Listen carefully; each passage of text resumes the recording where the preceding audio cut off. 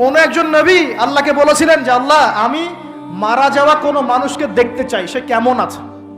এটা শুনেন ভালো করে হাদিসটা, মারা যাওয়া কোনো মানুষকে আমি দেখতে চাই, সে কেমন আছে। আল্লাহ পাক সেই নবীর আরজি কবুল করলেন, বললেন আচ্ছা ঠিক আছে দেখাচ্ছি। কবরের সামনে গিয়ে দাঁড়ালেন। 1000 বা 2000 বছর আগের কোনো ব্যক্তি যে মারা গেছে তাকে কবর থেকে জিন্দা করা হয়।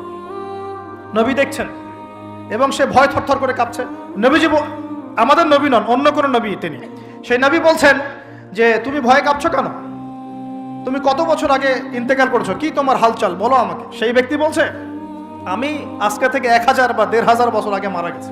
আমি ভয়ে কাঁপছি, যখন আমি মারা যাচ্ছিলাম মালাকুল মউত যে আকৃতি নিয়ে আমার সামনে এসেছিল, ওই আকৃতি আমি এখনো ভুলতে পারি না, তাই দেখে আমি থরথর করে কাঁপছি। তিনি বলছেন যে আমি 1500 বছর হয়ে গেছে আমার মউতের, কিন্তু আমার দেহ থেকে এখন পর্যন্ত রূহ কবজ করার যে কষ্ট, এই কষ্ট এখনো যায় নাই।